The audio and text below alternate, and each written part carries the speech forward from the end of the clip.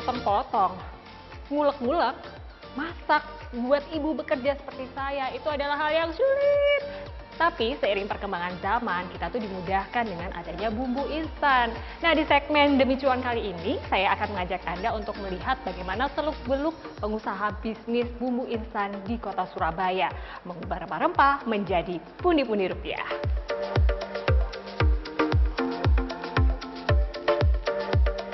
Bukan rahasia lagi bahwa rempah-rempah di Indonesia ini dapat memperkaya cita rasa masakan sehingga rasanya lebih khas dan lezat. Ya, biasanya rempah-rempah ini akan diolah menjadi bumbu sebelum akhirnya menjadi suatu hidangan. Namun butuh proses waktu untuk mengolah aneka rempah tadi menjadi sebuah bumbu. Sehingga hadirnya bumbu instan masakan siap saji menjadi salah satu solusi bagi masyarakat saat ini untuk menyingkat proses memasak. Hal ini pun dilihat jadi ladang cuan oleh Daryanto. Kurang lebih 7 tahun, warga Surabaya ini menggeluti usaha membuat bumbu instan. Ia pun mencoba sajikan bumbu masakan khas Indonesia seperti rendang, soto ayam, kare, dan aneka masakan lainnya. Menurutnya bisnis ini cukup potensial, melihat saat ini gaya hidup masyarakat yang serba ingin cepat dan praktis, namun tetap menyehatkan. Awal terpikir konsep berjualan bumbu instan ini karena dulu Daryanto sempat mengenyam pendidikan di luar negeri selama beberapa tahun. Terkadang ia merindukan masakan rumahan buatan ibunya. Dari situ ia mulai berpikir untuk membuat bumbu Indonesia yang bisa dibawa kemana saja.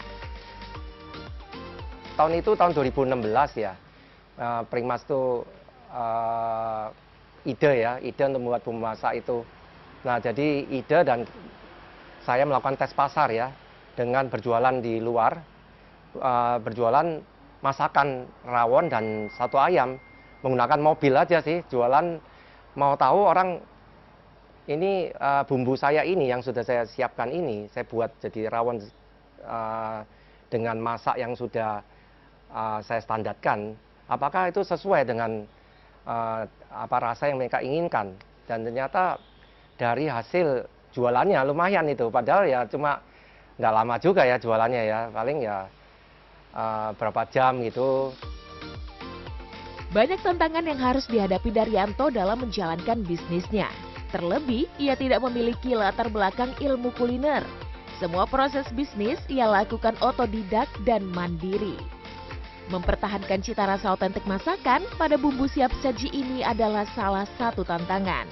Kualitas bahan menjadi kuncinya. Daryanto memilih menggunakan bahan-bahan alami dan tanpa menambahkan zat-zat kimia dalam setiap resep untuk menjaga kualitas rasa. Untuk pengawet pun ia menggunakan garam dan gula. Sebagian besar bahan baku didapatkan dari petani lokal Jawa Timur. Pak, kalau sekarang ini proses apa berarti Pak? Ini proses produksi tahap siap jual, untuk membuat produk siap jual. Nah, yang perlu dicek di sini ya, terutama dari bahan kemasannya ini, apakah sesuai warna. Nah, terus juga termasuk ini bahan yang dimasukkan. Ini juga jangan sampai menggembung ya. Nah, terus diproses pengeleman ya. Nah, dipastikan lemnya kuat dan tidak melobor. Ya. Pak, ini kan bisnis Anda sudah cukup besar ya, sudah 7 tahun kurang lebih. Kalau kita bicara masalah modal awal sampai omset sekarang, bagaimana Pak perjalanannya? Ya, perjalanannya kita modal awal itu sekitar 50 juta ya.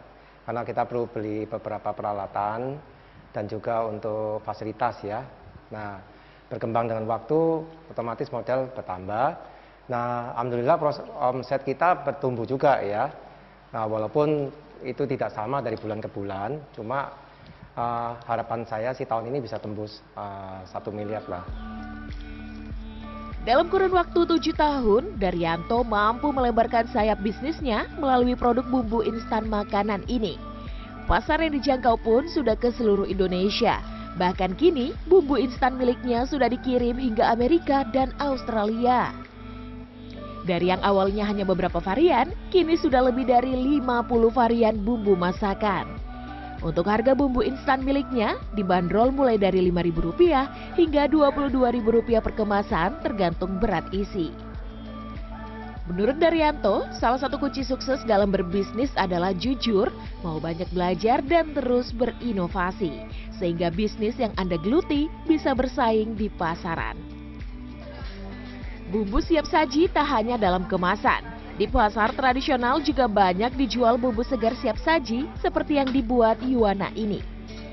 Sudah sekitar 10 tahun ia menjadi penjual bumbu siap saji di pasar tradisional Pucang, Surabaya. Bumbu siap saji yang dijual olehnya adalah bumbu dasar masakan atau biasanya di pasaran disebut dengan bumbu sendokan. Mulai dari bawang merah, bawang putih, cabai, dan lain-lain. Semua bumbu ini dijual dalam bentuk sudah dikupas dan diolah menjadi bumbu halus. Tergantung, kalau kita nanti bumbunya maunya dijualnya berapa kilo, kita siapin ya.